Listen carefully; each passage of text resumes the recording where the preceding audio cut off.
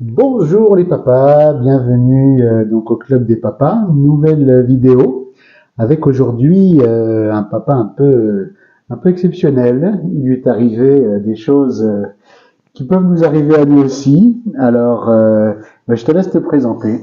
Bonjour à tous, merci Franck de me recevoir aujourd'hui. Un plaisir. Je m'appelle Guillaume, j'ai 41 ans et je suis papa de jumeaux de 2 ans et demi, deux petits garçons, Mathéo et Mathis. Bon, Mathéo et Mathis, 2 ans et demi. Ça va, t'es pas trop fatigué Alors là aujourd'hui un petit peu parce ils sortent de maladie, ils étaient malades ce week-end, hein, c'est toujours le week-end que ça tombe. C'est marrant, ouais. Et puis la crèche, ils ont fait de la fièvre à la crèche, donc ils nous les ont renvoyés. Et ils étaient à la maison toute la journée hier, donc c'était sport, plus les nuits où ça gigote un peu, c'est plus grognon, ça mange pas, c'est des périodes jamais très très simples, mais on survit, on s'adapte. Effectivement. Et voilà, donc non, ça va, un peu de fatigue, mais je pense que tous les papas et les mamans avec des enfants en bas âge On connaît sont ça, fatigués. effectivement. Ouais. Alors explique-nous un petit peu comment cette aventure a commencé, parce que donc ils ont 2 ans et demi aujourd'hui. Ils ont 2 ans et demi.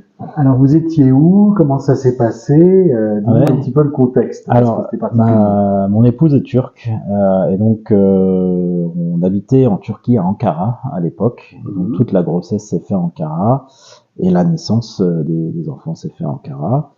Euh, alors, nous, ma femme étant diplomate, on est amené à avoir des vies où on s'expatrie régulièrement. Et on rigolait souvent sur le fait que ce serait bien d'avoir des jumeaux parce que pour eux, ça leur permettrait d'avoir toujours avoir quelqu'un lorsqu'on voyage et lorsqu'on change de pays, de pas être tout seul. Mhm. Et on a peut-être voulu un peu trop fort et c'est arrivé. Ça a marché? Et ça a marché. Ça a marché. Et voilà, donc ouais, c'est quand à la visite de contrôle à l'hôpital, on nous dit il y en a deux. On est entre chouette, super, et merde, comment on va faire? C'est un petit peu ça. Ah oui. C'est un peu, c'est des émotions un peu contraires. On est très content Mhm. parce qu'on sait que ça va être chouette, et on se dit comment on va faire? Comment on va faire? Comment on va y? Ah, ça y est, on y est, ça arrive, et voilà, forcément, on se projette et on se dit, voilà, qu'est-ce qu'il faut commencer à faire? Qu'est-ce qu'il faut... Toi, t'étais là ce jour-là. Moi, Parce j'étais que là des ce fois, on jour-là. peut pas toujours assister à Non, non, l'échographie. j'ai Enfin essayé bon, de faire un maximum, de participer au maximum à toutes les échographies. d'accord. Préparation à Euh, l'accouchement, échographie, ou peut-être ça se passe différemment là-bas en cas Là-bas, de... alors, préparation à l'accouchement, non, il n'y a rien eu. Il n'y a pas eu, alors des fois, des choses où on apprend à respirer, etc. Non, parce Oui, que ou nous, de avec toute une façon, sage-femme peut-être. nous, on nous a dit tout de suite, de par, donc, ma femme était au service des grossesses à risque, Mhm. et donc en fait, on nous a dit tout de suite, c'est des jumeaux, ce sera une césarienne, D'accord. et pas autrement. Donc en partant de là, on leur a dit, Oui. on On vous laisse. anesthésie, on ouvre, et voilà, donc il n'y a pas de travail de respiration, de machin. On est Mhm. passé un peu à travers ça. Et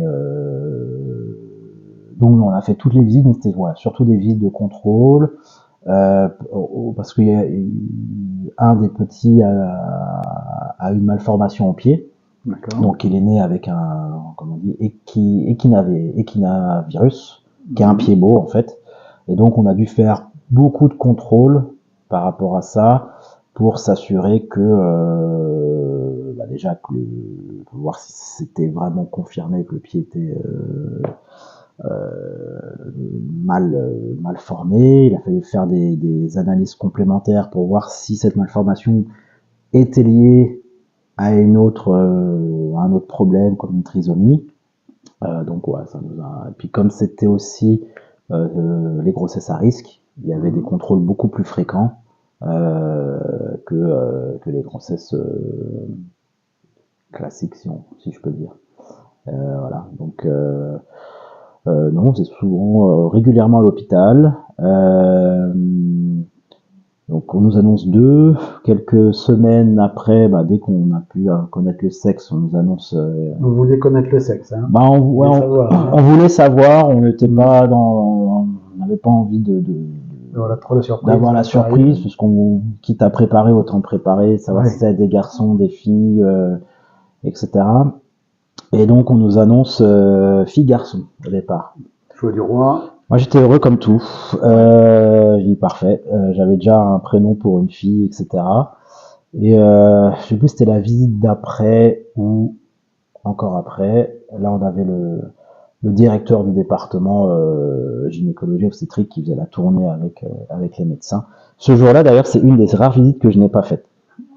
Et tu n'étais pas là. Celle-là, j'y étais pas. Donc, il regarde, bon voilà, c'est fille, garçon, et le directeur regarde un peu plus près, il dit non, je suis pas sûr que ce soit une fille. Et du coup, bon, il regarde encore, ils font patienter ma femme, attendre que l'enfant se repositionne, etc. Et il regarde. Et la conclusion est que c'est pas une fille, c'est un deuxième garçon. Ah. Donc, ma femme m'annonce la nouvelle. Et toujours content d'avoir 2 enfants, déjà que les 2 soient toujours en bonne santé, etc. Ça c'est le plus important. Ouais. Mais à mon niveau, j'avais perdu une fille. J'avais gagné un deuxième garçon, mais j'avais perdu une fille un petit peu. Donc il y a eu un petit travail de processing pour faire passer ça. J'ai dû faire un petit peu mon deuil de pas avoir une fille. Pour l'instant, pas de fille du tout. Après coup et après réflexion. Et voilà. Donc ça, c'était un petit pincement au cœur à mon niveau. Mais bon, voilà, 2 garçons, on est très contents. Et tout le reste de la grossesse s'est bien déroulé. On a eu des enfants qui sont nés en bonne santé, malgré le pied de Mathis qui a été réparé très rapidement. Alors, ils sont arrivés quand et combien ils pesaient, tiens? Ils sont arrivés au mois d'août. Pendant les vacances. Pendant les vacances, ils sont arrivés le 20 août, très exactement. Avant terme, hein, tu m'avais dit tout à l'heure. Ouais, alors les jumeaux ont tendance, en général, ils déclenchent souvent déjà les accouchements à 8 mois et non 9. Ah oui. Et donc nous, on avait prévu une date avec l'obstétricien, parce que lui aussi prenait ses vacances, et on a dit voilà, je rentre de vacances, et la semaine d'après, on déclenche. Et c'était calibré, ça, normalement. C'était tout calibré, et comme tout se passait bien, pas de problème, il n'y avait pas de problème de la grossesse. Et puis on arrive, ils sont nés un dimanche, samedi, on arrive samedi soir, on dit c'est pas, ça goutte, ça fuit. Peut-être de l'incontinence, des fois les femmes enceintes peuvent faire un peu d'incontinence, je sais pas, je dis ça sent quelque chose, non, ça sent, non, je sais pas, mais il n'y a pas eu de grosse, c'est pas la perte des os qu'on pouvait entendre, c'était quelques gouttes. Je dis bon écoute, on voit demain si ça continue ou pas. On se réveille, moi je vais toujours faire mon sport le matin, donc je pars faire 1 heure de sport, courir, c'est le mois d'août, la Turquie, il fait 40... déjà le matin il fait déjà très chaud, moi je me lève et je pars directement, bon je rentre, ma femme me dit, j'ai appelé le docteur, parce que il y avait encore des gouttes, j'ai appelé le docteur, il m'a dit on part à l'hôpital tout de suite. Faut venir là. Ouais. Donc retour de sport, pas de douche, juste le temps au moins de changer de vêtements, mais pas de douche, pas de petit-déj la valise, la valise était prête, on l'avait préparée déjà 15 jours, 3 semaines avant, parce qu'on savait que s'il y avait un problème, etc. Si ça devait se faire, c'était qu'il y avait un problème et il fallait aller vite. Donc on avait déjà un petit sac qui était prêt depuis presque 1 mois avant. 2 valises ou une valise? Comme il y avait des jumeaux, non, pas pour la place que ça prend. Tout dans la même, c'était bon. Tout, on a pris un sac et puis et c'était prêt à partir. Donc on arrive à l'hôpital, c'est dimanche, donc c'est très très calme. Moi je dépose ma femme pour aller garer la voiture et j'arrive donc au service obstétrique, où ma femme est. On est à Ankara là. On est à Ankara. On est à Ankara. Donc ma femme C'est est le mois d'août, passée. un dimanche. Il y a vraiment pas grand monde dans l'hôpital. Il y a personne même. Je croise personne en allant au service obstétrique. C'était bien ça. Alors d'un côté c'est bien. Et puis de l'autre côté, on se dit comment on fait. Donc ma femme est passée le SAS parce qu'ils l'ont pris en charge tout de suite. Le médecin l'a appelé, l'arrivée, ils l'ont mis en chambre, etc. Et c'est que normalement c'est un service où les hommes ne sont pas admis. Donc moi j'arrive, je me mets dans la salle d'attente, j'envoie un message au médecin pour dire que ça y est, que je suis là. Ouais. Et donc il vient me chercher, il me dit bon alors c'est bon, t'es prêt à être papa? Je dis bah de toute façon prêt ou pas, est-ce que ça change quelque chose? Il me dit absolument rien. Donc on y va. Et il me dit bon alors faudra juste passer dans tel bureau et tel bureau pour remplir les papiers, etc. Et là, là il a vu le regard dans le vide et il s'est dit je vais t'aider. Parce que forcément l'administration en turc, etc. J'y étais pas encore. Et donc peut-être l'avantage d'être un dimanche, c'est qu'il y avait personne dans l'hôpital, il a pu venir avec moi pour faire toute la paperasse. La chance d'avoir un obstétricien francophone. Et donc il m'a beaucoup aidé. Et ensuite il m'a permis de rejoindre aussi mon épouse. Pour attendre l'entrée en salle de travail. D'accord. Et puis voilà, après on est tous descendus. T'as pu assister? T'as pas pu assister? Alors, normalement césarienne, on ne doit pas assister les hommes. Alors j'avais demandé au médecin si je pouvais assister. Il m'avait dit non parce que il m'a dit pour des jumeaux, on double toutes les équipes. Donc on a deux équipes, on a deux équipes de pédiatres, etc. Un par bébé du coup. Et il dit c'est très chaotique en fait.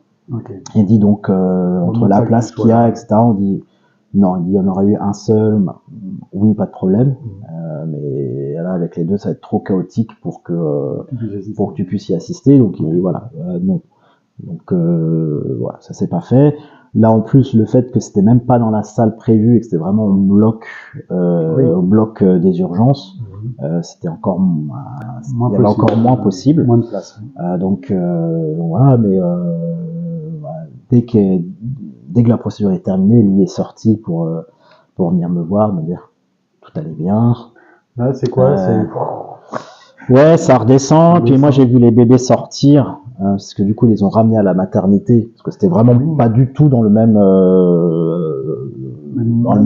c'était le même immeuble mais c'était même pas le même bâtiment, c'était le bâtiment à côté, donc il a fallu prendre les couloirs des étages différents, les urgences étaient en sous-sol, la maternité est au 3e. T'as vu les couveuses passer? J'ai vu les couveuses sortir, donc numéro 1, numéro 2. Alors tu regardes, alors de toute façon il y avait que les miens sur le coup, parce qu'il y avait aussi l'écran et avec moi, donc les infirmières les sages-femmes se sont arrêtées. De toute façon le temps que l'ascenseur arrive. J'ai regardé pour le deuxième qui est sorti, qui était Mathis. Du coup, elle a même ouvert la couveuse pour que je puisse mettre ma main, etc. Et puis après, ils sont repartis avec elle. Moi, j'ai attendu que ma femme sorte aussi du bloc. Et on est retourné en chambre ensemble.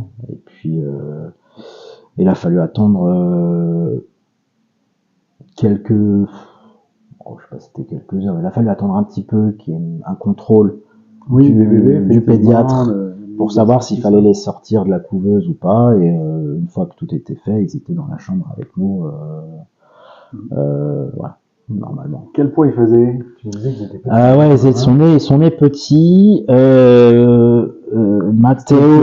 Matteo est sorti à 2,4 kg. Mathis est sorti à 2,1 kg. Mais après, en fait, ils ont tendance à perdre du poids dans la foulée. Et Mathis est tombé, Matteo est tombé à 2,2. Mathis est tombé à 1,8. Et il est sorti à 1,9 kg de l'hôpital. Donc, c'était vraiment des petites choses.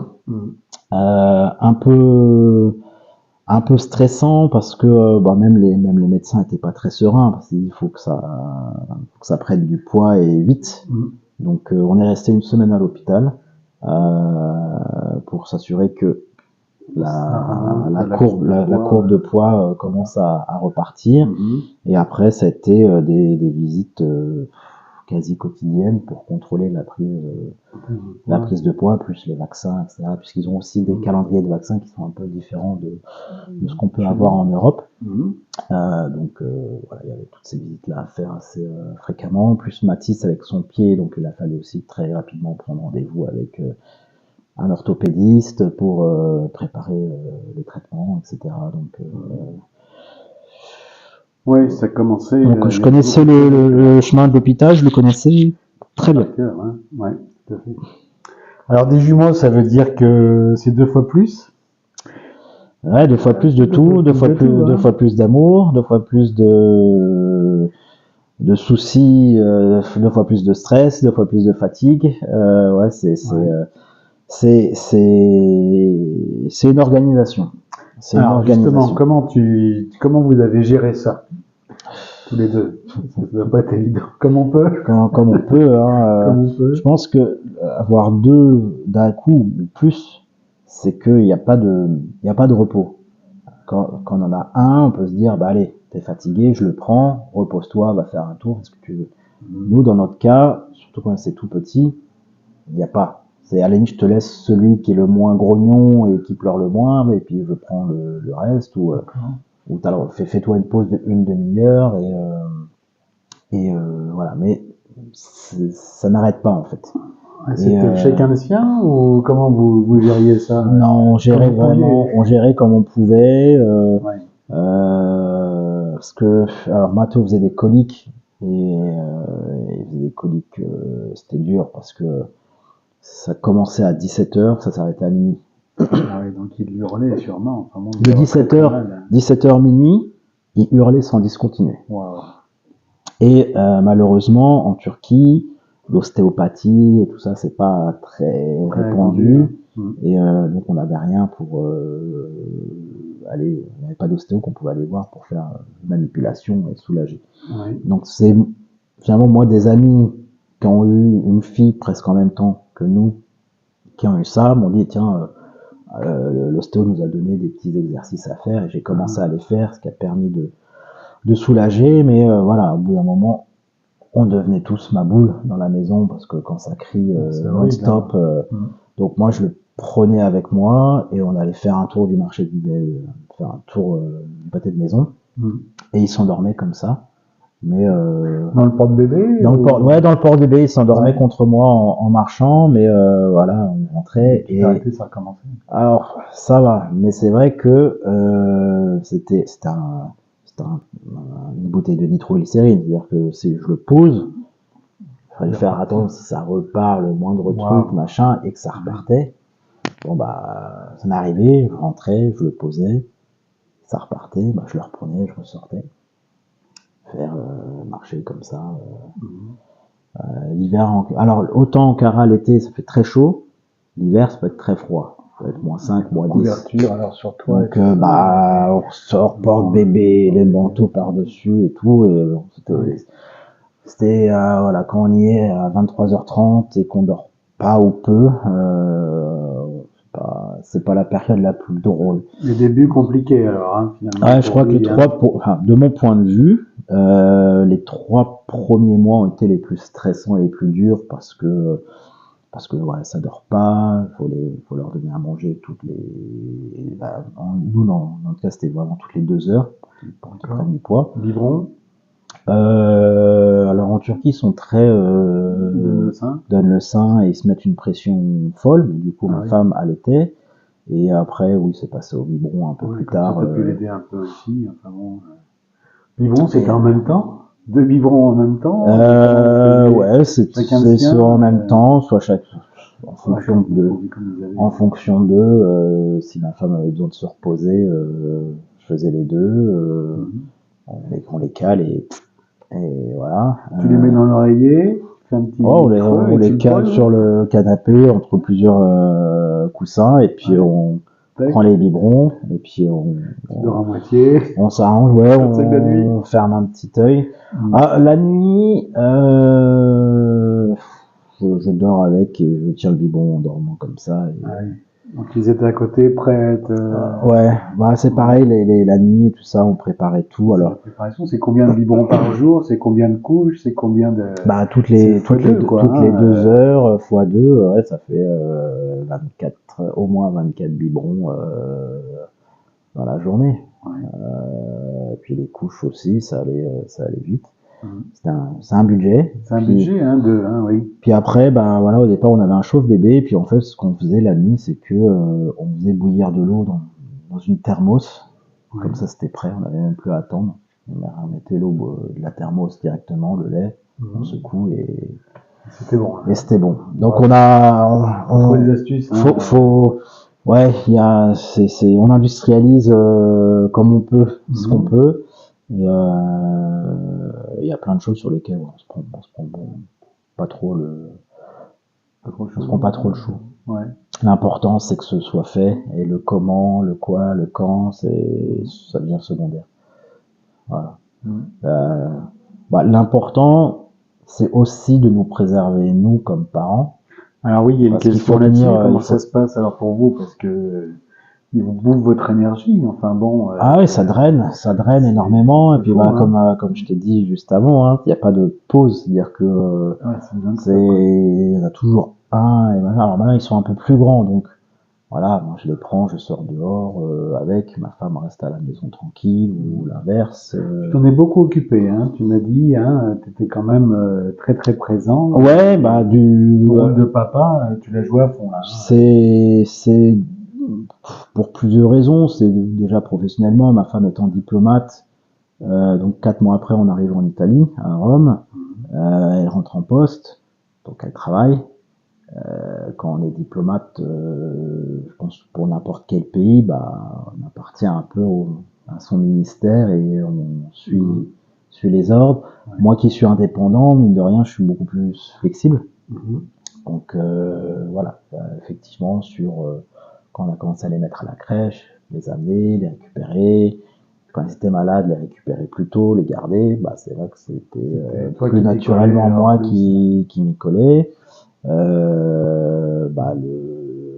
y a des choses sur lesquelles je suis plus à l'aise, mais donner le bain, amener chez le docteur, c'est moi. Donner le bain, c'est chacun son tour, c'est les deux en même temps. Non. Comment tu gérais les choses? Ah, pour les enfants? Pour les bains. Quand ils étaient tout petits, c'était forcément chacun l'un et l'autre. Maintenant, les deux, ils vont dans la baignoire et Ils ont 2 ans et demi hein, maintenant. Hein. Maintenant, ils sont dans la baignoire et puis je leur ai appris à se laver tout seul. Donc, ils mettent du savon et puis ils se frottent tout seuls. Ça les occupe. Moi, je repasse derrière pour être sûr que ce soit bien fait. Mais voilà, donc maintenant, ils y vont tous les deux. Mhm. Ils jouent, ils se lavent et ça va plus vite comme ça. Ça leur permet aussi de dépenser un peu d'énergie dans l'eau. Ouais. Et voilà, et beaucoup plus simple. Ah, parce que tu me disais qu'ils ont bien la pêche. Hein. Ils sont.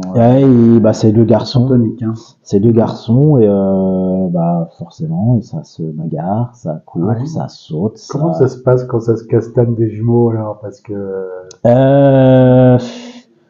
Alors, moi, mon parti pris, c'est j'arbitre constamment. D'accord. Mais j'arbitre. Donc, des fois, j'évite que ça en vienne à des choses où ils pourraient se faire vraiment mal.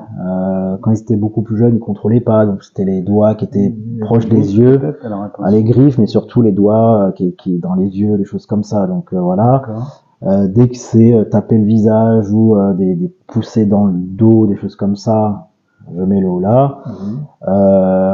Quand ça vient de nulle part, c'est stopper net.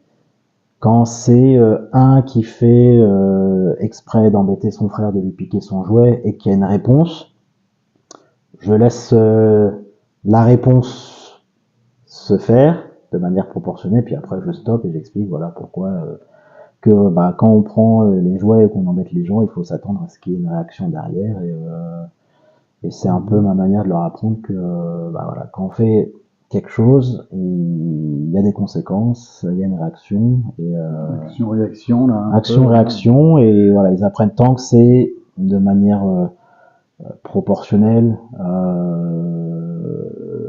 et pas dangereuse. Voilà. Des fois, ils commencent à se bagarrer avec un petit crayon, des choses comme ça. Bon, là, je stoppe tout de suite, parce que voilà, l'accident est vite arrivé. Bien sûr. Donc, voilà, on peut pas toujours arbitrer, etc. Donc, des fois, on leur laisse faire leur expérience et se faire un petit bobo pour apprendre. Puis en général, quand il y a le petit bobo, ça s'arrête tout de suite. Puis ça vient voir papa, maman, ça pleure et voilà.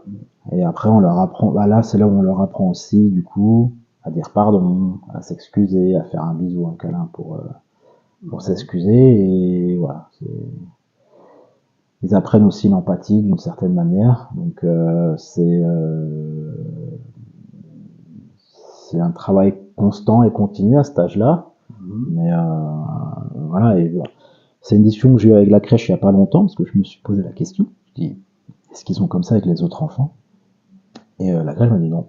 Avec les autres enfants, ils sont super. Ah oui. Mais ils m'ont dit, effectivement, qu'est-ce qu'ils se mettent sur la gueule l'un l'autre. Même eux, ils disent, ils y vont, quoi. Et je dis, ouais, je sais. Il y a malheureusement pas grand-chose à faire. Ça va pas être évident, hein. C'est quoi, c'est tous les jours? C'est 2 fois par jour? C'est 5 fois par jour? 5 fois par heure. Par heure? Ah pardon, j'avais pas dit par heure. Mais... Non, c'est constamment. C'est-à-dire que dès que... Mais derrière, il y a plein de choses. C'est aussi la bagarre pour l'attention. Oui, parce que voilà. Dès qu'il y en a un qui prend un jouet... De toute façon, c'est simple. À partir du moment où il y en a un qui prend un jouet, son frère le veut. D'accord. Il le veut. Il dit, ah, mia, mia, mia. Oui, donc il parle italien aussi. Donc ils sont mia, mia, mia. Et donc, il le prend. Donc l'autre, il pleure, il est pas content. Donc il tape, il reprend, et l'autre tape. Et voilà, c'est ça de quasi constamment. Donc c'est soit on arrive à qu'ils aient chacun le même jouet, et même ça ne garantit pas non plus. Vous faites x2 ou pas à chaque fois? Non, on fait pas x2 pour tout, parce que sinon on n'aurait pas la place à la maison. Oui. Mais voilà, alors pour certaines choses c'est x2 mais différent, comme ça ils ont chacun le sien. Mais voilà, il y a un truc drôle quand ils ont commencé sur le pont, on leur a acheté 2 pots identiques. Ils arrivaient à se bagarrer pour dire c'est celui-là le mien et c'est celui-là le mien. Je dis mais c'est les mêmes. C'était les mêmes pots. C'était les mêmes pots. D'accord. Il y avait un petit détail, un tout petit détail. Eux, ils l'ont vu, pas toi. Ah bah eux, ils y ont. Je l'avais vu, mais eux, ils y prêtaient une attention particulière. C'était l'étiquette du prix. Le petit sticker qui n'était pas collé au même endroit. D'accord. Et donc voilà, pour nous, ça faisait pas de différence. Hein, pour eux, ça faisait toute la différence. Tu l'as enlevé après? On l'a enlevé. Et c'était les deux mêmes après? C'était les deux mêmes.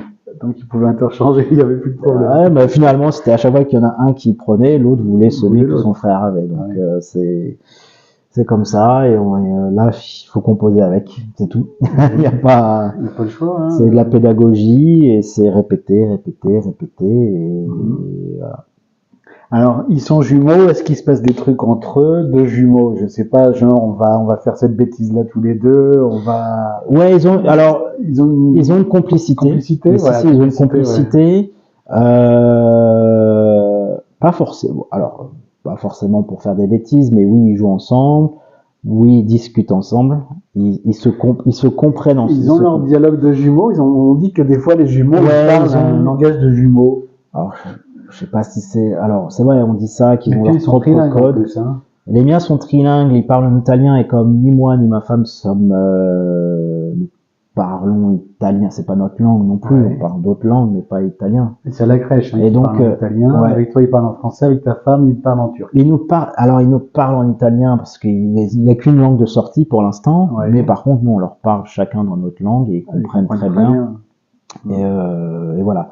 Et c'est vrai que des fois, nous déjà on a du mal à comprendre, parce qu'ils nous disent des mots en italien, on se dit, problème, c'est pas quoi? facile. Et donc on y va par tâtonnement, et puis alors des fois ils disent un mot de turc, des fois un mot de français, donc il faut souvent... Ah oui, donc c'est une sorte de salade.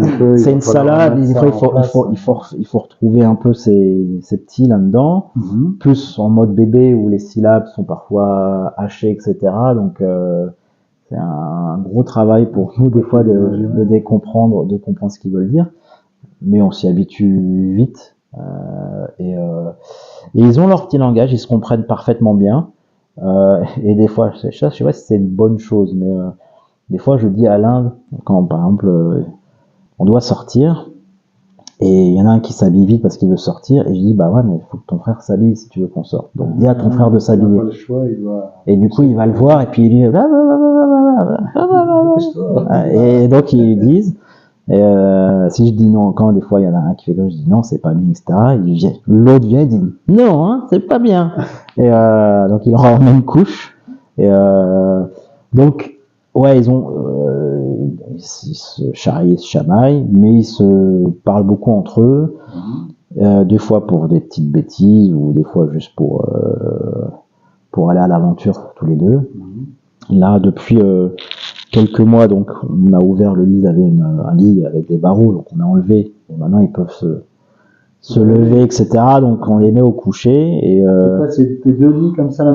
Alors ils sont vraiment l'un derrière, dans la configuration qu'on a, ils sont côte à côte, mais l'un derrière l'autre. D'accord. Donc ils sont sur une seule rangée. Et là vous avez baissé les deux. Ouais, et donc ils peuvent sortir, et c'est vrai que et en fait en ce moment on les couche. Moi je leur lis une histoire, et après souvent je leur laisse un petit livre pour qu'ils puissent feuilleter, etc. Et des fois je repasse, et en fait ils se passent les livres entre eux. Ouais, mais ils l'ont lu déjà, donc il faut qu'ils le passent. Ouais, mais c'est ça, en fait je dis bah tiens, ils vont le lire, ils vont le jeter, ou ils vont aller jouer. En fait non, ils se passent les livres entre eux, et ils se font des petits jeux entre eux, ils se créent des jeux aussi, où ils se poussent, ils se mettent dans une corbeille, et puis il y en a un qui tire la corbeille ou pousse la corbeille. Une caméra dans la chambre, tu peux voir ce qui se passe. Non. C'est pas de bruit, c'est tout à l'oreille, tant qu'il y a du bruit, c'est que ça va, et quand il n'y a pas de bruit, c'est soit ils sont endormis, qui est en général peu probable, soit ils font une connerie, et là, en général, c'est là où on vient regarder quand même ce qui se passe. Voilà. C'est plus, c'est quand c'est calme qu'on s'inquiète et qu'on regarde, mais tant qu'il y a du bruit, tout va bien, ça va. Que ça joue tranquillement. Exactement. Ouais. Alors, comment sont les gens avec vous dans la rue? Parce qu'il y en a un, il y en a un deuxième. Alors, quels sont les regards des gens, et puis quelles sont les réflexions que vous avez? Alors, étant à Rome, les gens adorent les enfants. Ouais. Et c'est vrai qu'on arrive avec 4 mois, donc dans la rue, dans notre quartier, on nous a vu 2 poussettes côte à côte. Du coup, c'est vrai que les gens nous voient, donc souvent, ce qu'on nous demande, c'est des jumeaux. Non, on a juste 2 enfants. Voilà, ça nous amuse. Non, mais donc ça, c'est la première question, c'est est-ce que c'est des jumeaux? Et après, on nous demande est-ce que c'est 2 garçons, un garçon, une fille. C'est quand même curieux de savoir. Ouais, c'est les questions habituelles. C'est vrai que moins maintenant, mais il y en a un qui a les traits très fins, donc c'est vrai qu'on souvent on nous demande si c'est une fille ou un garçon. Voilà. Ça, c'est peut-être le truc qui m'énerve le plus, parce que je trouve pas moi après parce que je sais que c'est un garçon, etc. Je trouve pas qu'il ressemble à une fille, ou ni l'un ni l'autre ne ressemble à une fille, et quand on dit alors c'est des filles ou des garçons, je veux dire, c'est quand même c'est évident, quoi. Donc voilà, mais globalement les gens sont quand même très à Rome, les gens sont très très sympathiques. Vraiment dans le quartier, tout le monde les reconnaît. Tout le monde vous connaît maintenant là dans votre quartier. Tout le monde me connaît. Des fois c'est bon parce qu'il y a des gens, je les croise quand il y a les enfants, c'est et puis quand je les croise sans les enfants, c'est bonjour. C'est moins intéressant. T'es pas des jumeaux quand ils sont là, et puis quand t'es tout seul, c'est moins sympa. Il y a moins d'intérêt. Donc moins alors dans ce cas-là. Ouais, c'est ça, mais ça me dérange pas non plus. Donc ouais, c'est vrai que on nous tout le monde nous facilite la vie. C'est-à-dire, Ah oui. quand on est avec les petits, bon, on nous aide, mais quand on veut aller dans un café, un restaurant, tout le monde est aux petits soins, tout le monde fait aux petits soins avec les enfants. C'est-à-dire qu'ils vont amener un petit biscuit aux enfants, ils vont les. Et toi, non? T'as pas droit à ton petit biscuit? Nous, moi, C'est ton plan, toi. ah, nous, non, on m'a jamais offert un spritz pour dire tiens, on compatit, papa. Non. Mais ça, c'est quelque chose d'intéressant parce que on est rentré quelques fois en France et pour aller dans un restaurant avec deux bébés, mission impossible. Wow. Personne nous acceptait, alors qu'en Italie, on essaie de pas y aller quand on voyage en Italie, on n'y va pas pendant les heures de pointe. On y va en tout début de service, quand c'est calme. Mais on est arrivé une fois dans le restaurant où la patronne dit « Je vous ai mis dans une salle où on n'aura personne pour nous, on serait tranquille. » La patronne est venue, me dit « Mangez votre plat, je m'occupe des enfants. » Tu te gardes les enfants à côté de nous, mais elle les occupait, elle jouait avec, pendant que nous on pouvait manger à peu près chaud. Et ça, ouais, en France, c'est inimaginable. C'est fou, ça. Donc, c'est pourquoi? Tu penses que c'est pourquoi? Ils adorent les enfants parce qu'ici, c'est l'Italie, ils en font pas beaucoup, c'est une population vieillissante, donc tout enfant. Et c'est peut-être quelque chose de méditerranéen, parce qu'en fait, en Turquie, ils adorent les enfants. Donc c'est peut-être quelque chose de culturel ou propre à la région, où ils sont très très enfants. Ouais. Et ça, pour nous, c'est quand même, c'est vraiment chouette. C'est le top, hein. Ouais, ça aide. Alors, qu'est-ce que tu pourrais dire à un papa qui a eu la bonne nouvelle d'être futur papa de jumeaux? Ça va bien se passer. Ça va bien se passer. T'inquiète pas. Ça va bien se passer. 2 ans et demi, 3 ans. C'est de l'organisation, c'est de la logistique. Faut pas chercher à tout faire bien. Faut s'assurer que l'enfant est bien nourri, propre et voilà. Il a pas besoin d'être dans sa bulle. On peut pas tout contrôler. Moi, ma position, c'est que les bébés, c'est pas des petites choses fragiles, c'est que c'est des milliers d'années de génétique et de sélection naturelle. C'est fait pour survivre. Donc, il y a plein de petites choses qui peuvent encaisser. Soit quand ils marchent, la petite chute, quand ils mettent quelque chose dans la bouche, ils vont pas en mourir.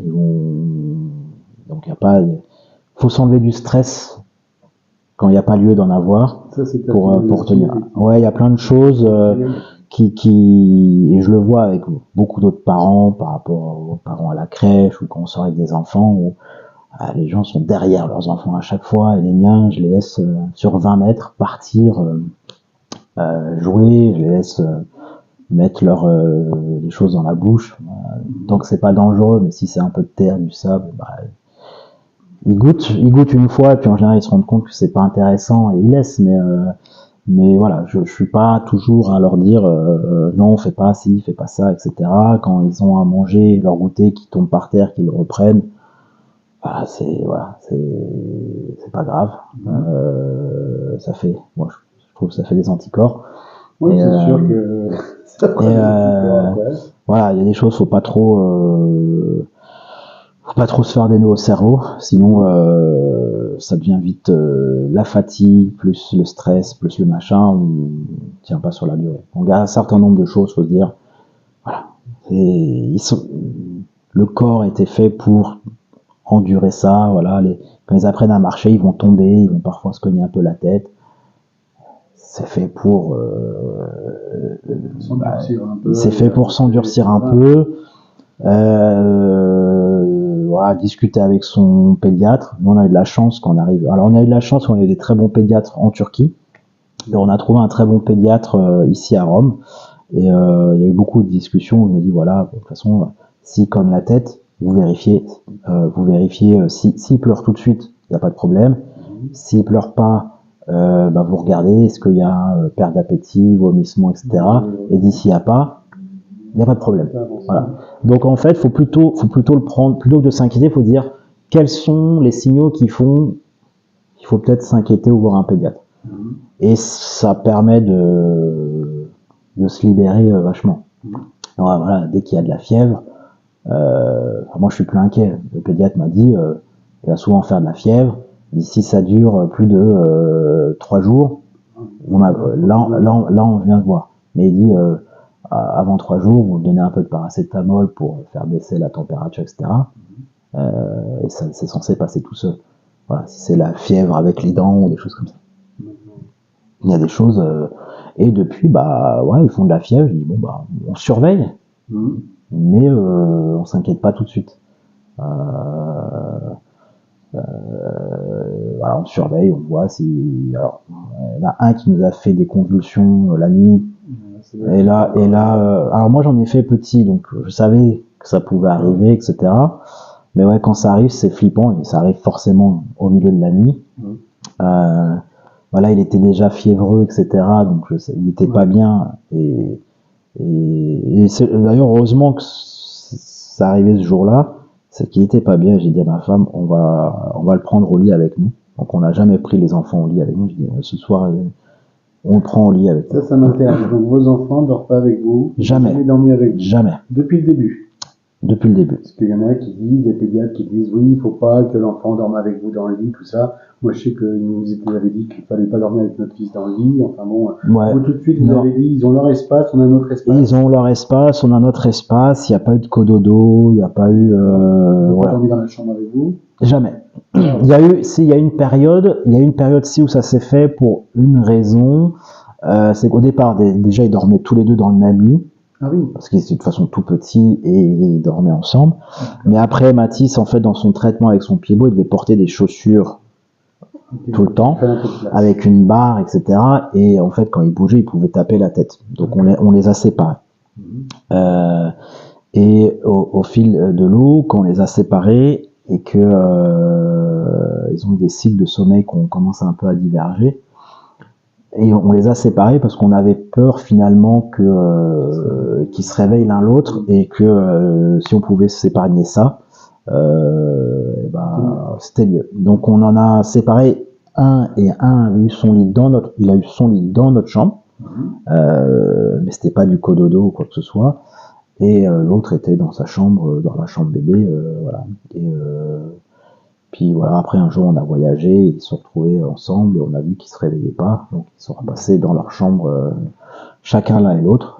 Et voilà. Donc à part cette petite période, effectivement, où on avait un doute, on avait peur qu'ils se réveillent l'un l'autre. Mais voilà, c'était dans son lit, même pas à côté de notre lit, mais dans la chambre. Et voilà. Mais on était, pour nous, c'était hors de question qu'ils dorment avec nous dans le lit. Il y a beaucoup de parents qui dorment avec les enfants, effectivement, soit dans la même chambre, soit dans le même lit. Enfin bon. Ouais. Ta méthode est bien parce que ça permet quand même de. On entend de tout. On entend de tout là-dessus. Je sais pas ce qui est vrai, ce qui est faux, etc. Et dans l'absolu, ça m'est égal. Moi, j'avais pas envie qu'on commence à avoir les petits qui dorment avec nous parce qu'après, c'est des habitudes dont on a du mal à se détacher. Donc, déjà, ils étaient tous les deux ensemble, donc ils n'étaient pas tout seuls. Et c'est très bien comme ça. Ça nous laissait aussi un espace pour moi et ma femme pour être récupérer, nous retrouver un peu. Et voilà, notre chambre, ça reste notre chambre. Et les enfants, quand ils y viennent, on leur dit vous sortez. Enfin, c'est un espace privé. Et ils y viennent de temps en temps. 2 fois le matin, si ma femme, ils se réveillent. Des fois, ils viennent, ils montent dans le lit. Voilà, mais il n'y a pas de dormir la nuit avec nous, sauf si voilà, il y a un souci, etc. Et là, en l'occurrence, c'était très vrai. J'ai dit, allez, cette nuit-là, il vient avec nous. Et c'est cette nuit-là qu'il a fait des convulsions. Il a commencé à convulser à côté de moi à 2h du matin. Et donc, on a appelé l'ambulance et on a fini la nuit aux urgences pédiatriques. Ouais. Enfin Un sacré boulot hein, d'en avoir deux d'un coup, là. Hein, Ouais, deux fois plus d'amour, deux fois plus de travail, deux fois plus. C'est tout 2 fois plus. Alors, je dis même pas c'est 2 fois plus, c'est au carré. C'est vraiment au carré, parce que 2 fois plus, ça sous-entendrait qu'on en a plus, mais non, c'est au carré parce qu'on n'a pas cette soupape de décompression et de repos. C'est-à-dire que, voilà, comme je dis, on n'a pas le luxe. Alors jusqu'à tard, maintenant ils sont un peu plus grands, mais pendant longtemps on n'avait pas le luxe de dire, je prends les deux et toi tu pars faire un tour, machin. C'était, tiens, tu gères celui qui est le plus calme et je gère le plus compliqué, et puis on tourne comme ça. Maintenant, on arrive à dire, allez, je prends les deux, je les sors ou je les garde à la maison, on va faire un tour. Et, voilà, donc on arrive à se couper des pauses comme ça. Mais ouais, pendant au moins 1 an et demi, c'était compliqué. C'était compliqué. Donc c'était voilà, non-stop. Et ça c'est fatigant. Parce que je pense, je pense parce que du coup on n'a pas vu cette séquence, mais quand on en a un seul petit, on peut se répartir les rôles. Et voilà, je le garde, machin. Moi je vais faire un tour, je fais mon truc et voilà. Et nous c'était pas forcément le cas. Et il y a des fois quand ça se met à pleurer en même temps, etc. Faut gérer. Sur les débuts, faut essayer de comprendre pourquoi ils pleurent. Parce qu'ils peuvent pleurer tous les deux, mais pas pour les mêmes raisons. Donc faut regarder. Alors pareil, moi c'était quelque chose de simple. En général sur les bébés, il y a 3 raisons. En gros, il y a 3 raisons pour lesquelles ils vont pleurer. C'est ils ont faim, c'est la couche, et la troisième c'est ils veulent dormir. Donc on regardait, s'ils dormaient et qu'ils se réveillaient, a priori c'était manger ou la couche. En journée, on contrôle étape par étape. Est-ce qu'il a mangé? Alors déjà on regarde la couche. Est-ce que c'est la couche? Oui, non. Ok, bon, là c'est peut-être mangé. Alors hop, on regarde. Et puis on fait la checklist comme ça, et ça permet aussi de pas paniquer à chaque fois que ça pleure. C'est de dire, voilà, il y a 2-3 choses rationnelles qui sont les principales causes de pleurage. Et voilà, on repasse, ça pleure, ok. La couche, non, elle est propre. Manger, non, il vient de manger. Alors après c'est autre chose, voilà. Après faut retrouver. Mais au moins on évacue déjà les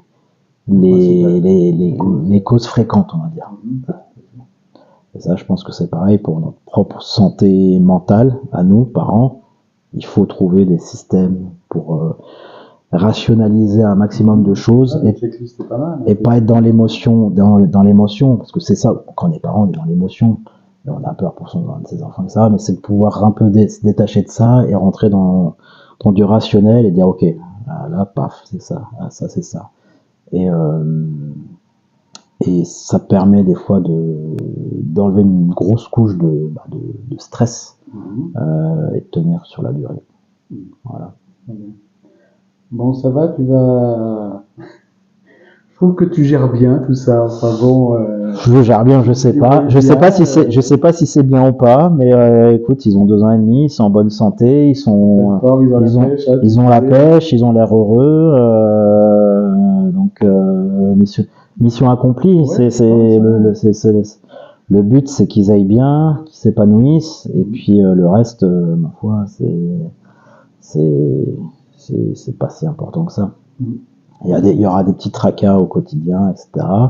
Là, maintenant, je dis à ma femme, quand je les vois là se bagarrer, je dis à ma femme, je dis, on va avoir des allers-retours fréquents à l'hôpital plus tard, c'est sûr. C'est sûr.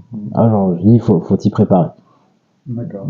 Donc, voilà, un jour, il y en a qui va venir nous voir avec une coupure, avec un machin, etc. Non. Voilà. Il faut s'y attendre. Voilà, je sais pas si c'est la vie des jumeaux, mais en tout cas, vu la dynamique entre ces deux-là, s'ils se calment pas un peu, je pense qu'il y aura besoin après, pareil, quand ils seront un peu plus grands, on va les remettre au sport. Faut qu'ils se dépensent. Quand on les sort, le week-end, on les sort, ça se passe bien. Une fois qu'ils ont dépensé leur trop plein d'énergie, ça va. Mais c'est vrai que sinon, c'est des piles. C'est le secret, quoi. Il faut les décharger les piles, quoi. Ouais, sauf que. Ils sont enfermés. Non, à la crèche, ils font. Non, à la crèche, ils font des tas d'activités. Quand ils rentrent de la crèche, ça va. Mais c'est vrai que le week-end, le problème, c'est voilà, il faut les sortir. Mais nous, on n'a pas forcément envie de sortir, ou alors s'il pleut, ou des machins. Et voilà, c'est pas. Des fois, on a envie aussi, nous, de récupérer un peu de temps pour soi. Et c'est pas toujours. Ils sont là, ils veulent le temps que vous avez pour vous occuper d'eux. Et c'est ça. C'est pas toujours évident. Mais bon, voilà, c'est une période. Après, c'est aussi je pense pour tous les gens qui ont des enfants, c'est la période où ça prend de la vie, ça commence à communiquer, ça joue, ça a plein d'expressions, de mimiques. Donc c'est drôle au quotidien, c'est un plaisir. C'est ça qui nous fait tenir aussi. Donc, ça reste un plaisir d'être parent de jumeaux. Oui, non, ça reste un plaisir. Comme je dis, c'est une question de logistique et de ménager sa propre fatigue. L'importance aussi de faire une bonne équipe avec son épouse et avoir du support extérieur, soit la famille, que ce soit une nounou, etc. Ouais, c'est important. Parce que sinon... Être tout seul, effectivement, s'occuper d'eux. Enfin, bon, même pour eux, ça leur fait du bien de voir un peu la famille, de voir la pour eux, être quelque chose de social. C'était aussi, moi j'étais très, j'ai voulu les mettre à la crèche assez rapidement. Ouais. Pour mon épouse, en Turquie, c'est pas quelque chose de culturel. C'est pas culturellement, c'est pas quelque chose qui se fait en général. C'est les grands-parents qui s'en occupent, etc. Mais je dis, tes parents sont l'âge qu'ils ont, ça reste 2 enfants, compliqué quoi. Puis moi, quand ils sont à la maison, je peux pas travailler, je peux rien faire. Donc il faut qu'ils soient ailleurs. Et donc voilà, quand j'ai parlé de la crèche, j'ai eu beaucoup de résistance au départ. Il a fallu que j'amène ma femme visiter la crèche, qu'elle voit que qu'elle soit rassurée, etc. Parce que j'ai tout eu. Je suis mais comment ils vont les faire dormir, comment ils vont les faire manger, ils vont les droguer pour qu'ils dorment. Ils vont les taper, ils vont être maltraités. Je dis où est-ce que tu as vu ça? J'ai vu ça sur Internet. Je dis oui. Forcément, Internet. Les choses sur Internet. Je dis, alors ça, si je dois donner un conseil autant au papa qu'au maman, faut pas prendre de leçons d'internet. Il y a rien de bon qui sort d'internet. Soit on vous explique les pires cas à part, qui sont des exceptions, etc. Soit on va vous dire que votre enfant, parce qu'il a pleuré ou qu'il a dit c'est un génie, non, c'est débrancher de tout ça. Les super papas, les super mamans sur les réseaux sociaux, c'est ce que on voit à l'écran. La réalité, c'est que souvent il y a quelqu'un qui les garde et eux ils viennent faire leurs vidéos et ou des fois ils sont horribles avec leurs enfants pour qu'ils fassent ce qu'ils veulent sur la caméra, etc. Donc tout ce qui est un peu blogueur, parents, etc. J'aurais tendance, pas pour dire ça sur ta chaîne, là. La chaîne des papas. Mais on dit la vérité. Non, mais là, on est sur du partage, sur l'échange. Mais les gens qui disent, alors, mon hack pour faire que mon enfant et ça, et ça, non. Chaque enfant est différent. Et chaque enfant est différent. Donc, faire attention, en tout cas, sur les contenus qu'on trouve. Moi, c'est une mission que j'ai avec ma main, parce que souvent, elle m'envoie des trucs Instagram et machin. Je dis, mais le dernier truc qu'elle m'envoyait en date, c'était quoi? C'était nos enfants ont des cerveaux différents de notre génération avec les autres. Je fais, non, les enfants ont tous le même cerveau. Depuis au moins 10 000 ans, les enfants ont tous le même cerveau. Le stimulus extérieur est différent, et effectivement, il y a le téléphone. Mais sans le téléphone, on a tous le même cerveau. Et on va tous se développer a priori de la même manière. Notre environnement extérieur a changé, oui. Mais et donc il faut attention encore avec ce qu'on reçoit. Elle m'avait envoyé un autre truc. Alors là, parce qu'il est agité et parce qu'il pleure, votre enfant est peut-être un génie. Non, un enfant, un petit garçon, il est agité et il pleure par définition. Normal, hein. Ça fait pas de lui un génie. Donc, pareil, tous ces trucs-là qui vont vous dire, c'est des non, ces choses-là, ça se détecte avec des professionnels. Et si c'est un génie, quand ils iront à l'école vous le dira sûrement. Oui. Voilà, il y a des choses qui sont faites et bien faites pour détecter tout ça. Et c'est pas un article sur Instagram et un test réalisé sur des choses non factuelles qui vont le prouver. Donc pareil, ça aussi, détachez-vous de tout ça, allez-y avec aussi votre ressenti, c'est vous qui connaissez vos enfants. Ça peut peut-être rassurer, mais je trouve que c'est beaucoup de stress. Moi, j'ai vu ma femme qui se stressait beaucoup en regardant les mamans qui faisaient ci, qui faisaient ça, etc. Mais, encore une fois, il y a des biologies différentes, tous les paramètres sont différents, donc il n'y a pas lieu d'avoir de comparaison.